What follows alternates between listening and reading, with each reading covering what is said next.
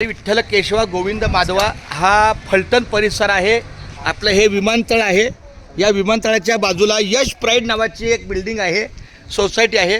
त्या सोसायटीमध्ये श्री यश वसंत बामणे या कुटुंबाकडे तो गेल्या 45-48 वर्षापासूनचा तो वारकरी सेवेतला आमचा हा अन्नदाता आहे. माझे वडील आणि श्री यशचे वडील हे 1ली ते 12वीपर्यंत एका वर्गात, त्यामुळे हे कुटुंबाचं नातं आहे.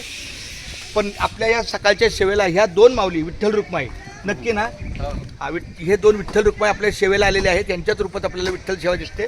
तुमचं नाव काय दादा? माधव. आणि तू बाळा? अपर्णा. माधव, श्री माधव आणि सौ अपर्णा या दोघांनी एक अर्ध्या तासा किंवा पाऊण तासापूर्वी मला इथे भेटले. त्यांनी मला कांदा पोहे नाही खिचडी दिली काहीतरी. तर मी म्हणलं मी एकट्या खाण्यापेक्षा आमचे वारकरी आहेत समोर, तिकडे 5-25 लागतील, तिथे आम्हाला चांगला फराळ दिला. शिवाय चहा हातात दिलेला आहे. बिस्किट आमच्या तात्यांच्या हातात जे बिस्किट आहे ती त्यांची सेवा आहे. तर अशा या संत सेवकाला मी पांडुरंगाच्या चरणी प्रार्थना करतो की अशीच सेवा त्यांची, वारकऱ्यांच्या सेवेला त्यांचं चांगलं सहकार्य मिळो. मी माऊलीच्या चरणी प्रार्थना करतो की त्यांना उदंड आयुष्य मिळो. त्यांच्या कुटुंबातलं मुलाबाळांचं शिक्षण. किती मुलं आहे तुम्हाला? नाही. रामकृष्ण. मग चांगलं आहे. पुढच्या वर्षी तुम्ही आहे ना छोटं बाळ घेऊन वाढायचं आमच्या जेवणाला. हां, पुढच्या वर्षी छोटं बाळ घेऊन आमच्या पंक्तीला वाढणं करायचं.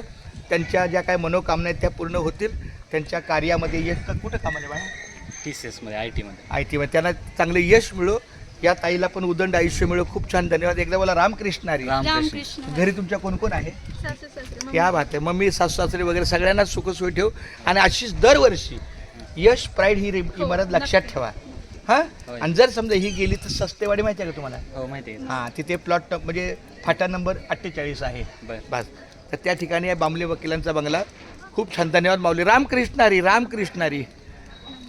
रामकृष्ण हरी. झालेली सेवा माऊली चरणी अर्पण.